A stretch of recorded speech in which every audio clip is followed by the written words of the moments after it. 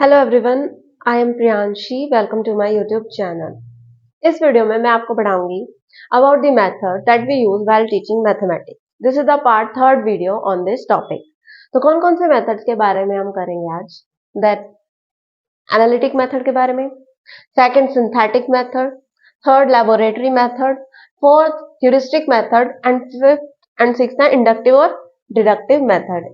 इन 6 methods के बारे में मैं आज आपको इस वीडियो में पढ़ाऊंगी। पहला स्टार्ट करते हैं हम from the analytic method. Analytic method जो है एनालिसिस वर्ड से बना है और एनालिसिस का लिटरल मीनिंग होता है टू ब्रेक डाउन। यानी हमारे इसके अंदर क्या होता है, हम होल टू पार्ट्स जाते हैं। हम किसी प्रॉब्लम को ब्रेक करने की कोशिश करते हैं, उसको टुकड़ों में तोड़ते हैं और फिर उसके सॉल्यूशन निकालने की कोशिश करते हैं। अननोन टू नोन जाते हैं। अब जो प्रॉब्लम है हमारे पास अननोन है, हम उसको पार्ट्स में डिवाइड करके उन चीजों पे जाएंगे जो हमारे पास नोन है, मतलब जिन चीजों को हम जानते हैं। तो अननोन से हम नोन की तरफ जाते हैं and it leads to abstract to concrete, और एब्स्ट्रैक्ट से कंक्रीट की तरफ जाते हैं। एब्स्ट्रैक्ट होता है जो हम सिर्फ फील कर सकते हैं और कंक्रीट जिसे हम छू सकते हैं। तो एब्स्ट्रैक्ट से कंक्रीट की तरफ जाते हैं एनालिटिक मेथड में। एनालिटिक मेथड के अंदर हम किसी प्रॉब्लम को उसके सॉल्यूशंस निकालने के लिए हम पार्ट्स में डिवाइड करते हैं। हम होल को पार्ट्स में डिवाइड करते हैं और फिर हम उसकी किसी सॉल्यूशन पे पहुंचते हैं। अब इस मेथड के एडवांटेजेस क्या क्या हैं? इस मेथड के एडवांटेजेस हैं that it increases students participation. इससे बच्चे का पार्टिसिपेशन बढ़ता है। जो वो सॉल्यूशंस को, मतलब जैसे हमने किसी प्रॉब्लम को डिवाइड किया अलग अलग पार्ट्स के अंदर, तो बच्चे की जो है पार्टिसिपेशन इंक्रीज होगी जब टीचर उससे पूछेगी कि भाई आप कैसे इसको सॉल्यूशन निकालें। हर एक बच्चे से वो पूछ रही है कि कैसे सॉल्यूशन निकालें, कैसे, जो एक ट्रायल एंड एरर मेथड की तरह होता है ये। तो इससे जो है स्टूडेंट का पार्टिसिपेशन बढ़ता है। नेक्स्ट, एक्सप्लोरेशन बढ़ता है। वो एक्सप्लोर करने की कोशिश करता है, चीजों को खोजने की कोशिश करता है। रिसर्च भी इंक्रीज होती है बच्चे की। इन्वेस्टिगेशन, कि भाई वो किसी चीज को खोजने की कोशिश कर रहा है, छानबीन करने की कोशिश कर रहा है। नेक्स्ट, रीजनिंग इंप्रूव होती है एंड क्रिएटिव स्किल्स, उसके बच्चे के अंदर क्रिएटिविटी इंप्रूव होती है, इसकी क्रिएटिविटी इंक्रीज होती है। और इसका एक ग्रेट एडवांटेज ये भी एडवांटेज है कि इसके अंदर क्रैमिंग नहीं होती, इसके अंदर रोट मेमोराइजेशन नहीं होता, रट्टाफिकेशन नहीं होता, क्योंकि बच्चे को जो है एनकरेज किया जा रहा है कि वो क्वेश्चन को सोल्व करने की कोशिश करे, उसको पार्ट्स में डिवाइड करके देखे, ट्रायल एंड एरर मेथड का यूज करे। ट्रायल एंड एरर मेथड में क्या होता है कि हम अलग अलग चीजों को ट्राई करते हैं और हमारी एरर होती जाएंगे। अब हम अलग अलग, जैसे क्वेश्चन हम ले लेते हैं, जैसे x plus two equal to 5 है, हमें x की वैल्यू निकालनी है। हम सीधा 5 माइनस 2 करके x की वैल्यू नहीं निकाल रहे, हम x के अंदर अलग अलग वैल्यूज पुट कर रहे हैं। जैसे पहले हमने x को 0 पुट किया, फिर 1 पुट किया, फिर 2 पुट किया, फिर 3 पुट किया। तब तक हमारी x की वैल्यू नहीं आ रही है, तब तक हम x की वैल्यू पुट करते जा रहे हैं अलग अलग। तो इसको बोलते हैं ट्रायल एंड एरर मेथड। तो एनालिटिक मेथड के अंदर एक ट्रायल एंड एरर मेथड को भी फॉलो किया जाता है। तो इससे जो है बच्चे के अंदर क्रैमिंग नहीं होती, वो रोट मेमोराइजेशन नहीं होता, वो कॉन्सेप्ट्स क्लियर अंडरस्टैंडिंग होती है कॉन्सेप्ट्स की। तो इसके एक एडवांटेजेस है। अब इस मेथड के डिसएडवांटेजेस क्या क्या है, इसके नेगेटिव पॉइंट्स क्या क्या है? अब जब ट्रायल एंड एरर मेथड कर रहे हैं, हमें पता है कि x plus two equal to 5 है, तो हम x को यहाँ रख के और 5 माइनस 2 कर रहे हैं, तो वो सीधा निकल रहा है आंसर। लेकिन इसके अंदर हम पूरा ट्रायल एंड एरर मेथड को यूज कर रहे हैं, तो ये जो मेथड है वो टाइम कंज्यूमिंग है, बहुत ज्यादा टाइम लग जाता है इसके अंदर। तो और करिकुलम हमारा बहुत वास्ट है, तो इस मेथड को इतना इंपॉर्टेंस नहीं दी जाती। देन हर एक टीचर, हर एक स्टूडेंट के लिए ये सुटेबल नहीं है। ये मेथड जो है हर एक टीचर, हर एक शिक्षक और हर एक बच्चा जो है इसको यूज नहीं कर सकता। ये इसका डिसएडवांटेज है। नेक्स्ट, इसका डिसएडवांटेज है कि ये हर एक टॉपिक के लिए सुटेबल नहीं है। हर एक टॉपिक को हम एनालिटिक मेथड से सॉल्व करने की कोशिश नहीं कर सकते, उसको उस तरीके से समझाने की कोशिश नहीं कर सकते। हर एक टॉपिक के लिए सुटेबल नहीं है।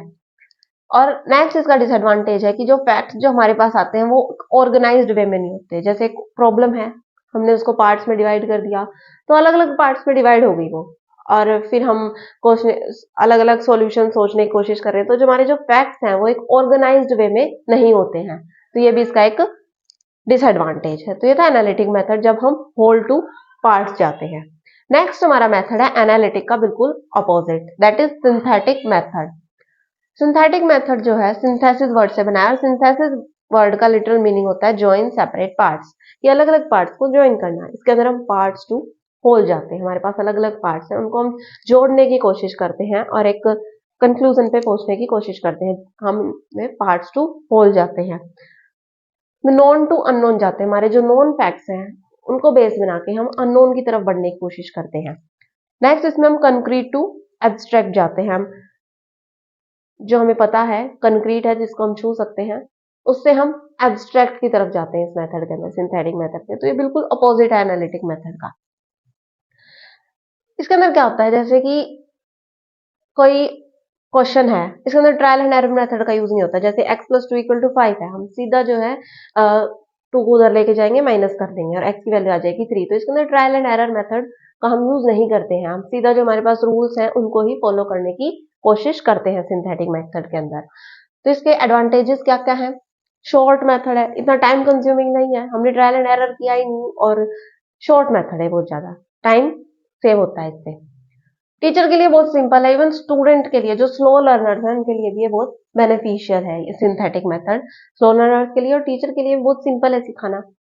और नेक्स्ट है कि भाई इसके अंदर ट्रायल एंड एरर इतना नहीं होता, तो शॉर्ट मेथड भी और टाइम कंज्यूमिंग भी नहीं है। तो ये इसके एडवांटेजेस हैं। अब इसके डिसएडवांटेजेस क्या क्या है, इसके अंदर बच्चे की डिस्कवरी नहीं होती, वो कुछ करने की कोशिश, टीचर ने रूल बताया उसने उस तरीके से फॉलो कर लिया, तो इसके अंदर कोई डिस्कवरी कोई रिसर्च वगैरह नहीं होती है, सिंथेटिक मेथड का एक डिसएडवांटेज है। और इसके नेगेटिव पॉइंट्स क्या क्या है कि भाई इसके अंदर रोट मेमोरी होती है, रोट मेमोराइजेशन के ऊपर फोकस किया जाता है। इसके अंदर रोट मेमोराइजेशन नहीं थी एनालिटिक मेथड के अंदर, लेकिन सिंथेटिक मेथड के अंदर हम रोट मेमोराइजेशन हो जाती है। इसके अंदर होमवर्क भी बहुत ज्यादा दिया जाता है और बच्चे की क्रिएटिविटी डेवलप नहीं होती, जो टीचर ने सिखाया वो उसने सीख लिया, उससे ज्यादा उसको रिसर्च करने की, उसको एक्सप्लोरेशन करने का कोई मतलब कुछ दिया ही नहीं गया, एक्सप्लोर करने के लिए अपॉर्चुनिटी नहीं दी गई है सिंथेटिक मेथड में। सिंथेटिक मेथड में हम पार्ट से होल की तरफ जाते हैं और एक शॉर्ट मेथड है, जो रूल्स है हमारे पास उस तरीके से हम उस चीज को फॉलो कर देते हैं। ये था सिंथेटिक मेथड। थर्ड हमारा मेथड है लेबोरेटरी मेथड। लेबोरेटरी मेथड नाम ही बता रहा है, लैब में एक्सपेरिमेंट्स वगैरह करेंगे। इसका फोकस होता है लर्न बाय डू, कि हम बच्चा जो है कुछ करके सीखे, and it's very beneficial for teaching the topic of geometry. जो ज्योमेट्री का टॉपिक्स होता है उसके लिए बहुत बेनिफिशियल होता है लेबोरेटरी मेथड। अब इसके एडवांटेजेस क्या क्या है, एडवांटेजेस में आता है कि इंटरेस्टिंग है, जब बच्चा कुछ करके सीख रहा है, उस चीज को एंजॉय कर रहा है, तो ये मेथड जो है वो उसके लिए इंटरेस्टिंग है, रुचि पैदा करता है उसके अंदर, इंजॉइंग है। और इससे जो बच्चे की स्किल डेवलप्स होती हैं, जब वो खुद करने की कोशिश कर रहा है अलग अलग चीजों को, तो उसके अंदर स्किल्स डेवलप होती है, उसकी क्रिएटिविटी भी डेवलप होती है। नेक्स्ट एक्टिव एंगेजमेंट होता है, टीचर का भी और स्टूडेंट का भी एक एक्टिव लर्निंग होती है बच्चे के अंदर। नेक्स्ट रिसर्च मेथोडोलॉजी के ऊपर बेस्ड है, ये जो मेथड है लेबोरेटरी मेथड वो रिसर्च मेथोडोलॉजी के ऊपर बेस्ड है, कि बच्चा जो है रिसर्च करेगा अलग अलग चीजों को, जिससे उसकी क्रिएटिविटी डेवलप होगी, थिंकिंग स्किल्स डेवलप होंगे और कंसेप्ट्स की एक बेटर अंडरस्टैंडिंग होगी। ये है इसके एडवांटेजेस। अब इसके डिसएडवांटेजेस क्या क्या है, इसके नेगेटिव पॉइंट्स क्या क्या है, वो है कि टाइम कंज्यूमिंग है, जब बच्चा करके सीख रहा है, वो अलग अलग भाई रिसर्च कर रहा है, तो उसके अंदर टाइम तो यूज होगा ही, टाइम तो लगेगा, तो ये जो मेथड है वो टाइम कंज्यूमिंग है। अब एक्सपेरिमेंट्स करेगा तो उसके अंदर टाइम लगेगा, तो this method is time consuming. Next हर एक टॉपिक के लिए सुटेबल नहीं है, हर एक टॉपिक को हम लेबोरेटरी में लैब्स में जाके नहीं सिखा सकते, कुछ सिलेक्टेड टॉपिक्स ही हैं जो हम सिखा सकते हैं, और मोस्टली ज्योमेट्री सिखाई जाती है लेबोरेटरी मेथड से। नेक्स्ट एक्सपेंसिव है। अब लेबोरेटरी के अंदर जब हम एक्सपेरिमेंट्स करेंगे लैब्स के अंदर, तो उसके लिए हमें अलग अलग इंस्ट्रूमेंट्स चाहिए जो हर एक बच्चे को हमें प्रोवाइड करने पड़ेंगे, तो एक्सपेंसिव हो जाता है बहुत ज्यादा। और साथ साथ उन इंस्ट्रूमेंट्स को यूज करने की ट्रेनिंग हमें पहले टीचर्स को देनी पड़ेगी, तो हर एक टीचर इस मेथड को यूज नहीं कर सकता, क्योंकि हमें पहले टीचर को ट्रेनिंग देनी पड़ेगी, हर एक इंस्ट्रूमेंट को यूज करना सिखाना पड़ेगा, कि भाई बच्चे को ऐसे हम सिखा सकते हैं, इस इंस्ट्रूमेंट से ये सिखाते हैं, इस इंस्ट्रूमेंट को ऐसे यूज करते हैं। तो ये मेथड जो है वो हर एक टीचर यूज नहीं कर सकता, लेबोरेटरी मेथड हर एक टीचर के द्वारा यूज नहीं किया जा सकता, और ये एक्सपेंसिव भी है। ये है इसके डिसएडवांटेजेस। नेक्स्ट हमारा मेथड आता है ह्यूरिस्टिक मेथड। ह्यूरिस्टिक मेथड जो था वो दिया था, किसने दिया था, it was given by professor Henry Edward Armstrong. इन्होंने जो है ह्यूरिस्टिक मेथड को दिया था। ह्यूरिस्टिक को जो है वो ह्यूरिस ह्यूरिस्को वर्ड से बना है, ह्यूरिस्को वर्ड से बना है और ह्यूरिस्को का मतलब होता है टू फाइंड आउट, किसी चीज को खोज करने की कोशिश करना है। इसके अंदर क्या होता है, स्टूडेंट्स आर टोल्ड मिनिमम, बच्चों को कम बताया जाता है, and encourage to find more, और उन्हें उत्साहित किया जाता है, उनको एनकरेज किया जाता है कि वो ज्यादा से ज्यादा चीजों को खोजने की कोशिश करें, फाइंड आउट करें वो चीजों को। तो इस मेथड के अंदर जो है एक बेस्ड है और learning by doing and trial and error के ऊपर जो है, इसकी प्रिंसिपल के ऊपर भी ये बेस्ड है ये मेथड। इसके अंदर बच्चे को एनकरेज किया जाता है कि आप खुद रिसर्च करो, खुद एक्सपेरिमेंट्स करो, टीचर की हेल्प इतनी नहीं दी जाती। अ, मतलब बच्चों को बस थोड़ा बहुत बता दिया जाता है, लेकिन उनको एनकरेज किया जाता है कि वो खुद करके सीखें। तो ये था ये मेथड। अब इसके एडवांटेजेस क्या क्या है, इसके एडवांटेजेस हैं कि इससे जो है एक्टिव लर्निंग होती है, जब बच्चा खुद कर रहा है, खुद सीख रहा है, तो उसकी एक एक्टिव लर्निंग होगी, एक्टिव एंगेजमेंट भी है बच्चे का भी। देन क्रिएटिविटी डेवलप होती है, बच्चे की क्रिएटिव स्किल्स डेवलप होते हैं, जब वो खुद करने की कोशिश कर रहा है, उसका माइंड डेवलप हो रहा है, जब वो सोचने की कोशिश कर रहा है कि भाई इस प्रॉब्लम को मैं कैसे सोल्व कर सकता हूँ, तो इस तरीके से उसकी क्रिएटिविटी डेवलप होती है, वो अलग अलग चीज उसका थिंकिंग प्रोसेस जो है अच्छा होता जाता है। Next, problem solving attitude develop होता है बच्चे के अंदर, वो प्रॉब्लम को सॉल्व करने की एक, कि भाई कोई प्रॉब्लम मेरे सामने आएगी तो मैं उसको सॉल्व करूंगा, ये नहीं कि भाई टीचर ने, मेरे को तो नहीं आ रहा, टीचर के पास चले गए कि आप बताओ, तो ऐसे नहीं है। बच्चे के अंदर एक प्रॉब्लम सॉल्विंग एटीट्यूड डेवलप होता है, वो खुद करने की कोशिश करता है। नेक्स्ट इसका एडवांटेज है, इसके अंदर इंडिपेंडेंट लर्निंग होती है, बच्चा खुद सीखता है तो एक इंडिपेंडेंट लर्निंग हो रही है। ये तो इसके advantages. Now what are the disadvantages of the heuristic method. तो पहला इसका डिसएडवांटेज है that it is very time consuming method, बहुत टाइम कंज्यूम होता है इसके अंदर।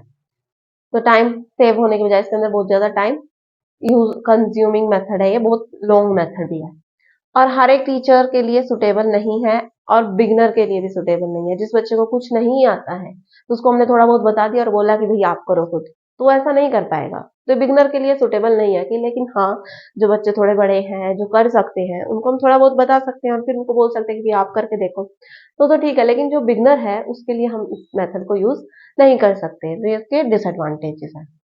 नेक्स्ट हमारे मेथड आते हैं इंडक्टिव एंड डिडक्टिव मेथड। इसके ऊपर मैंने एक पूरी सेपरेट वीडियो बनाई हुई है, यू कैन वॉच इट। यहाँ पे मैं आपको शॉर्ट में बता देती हूँ।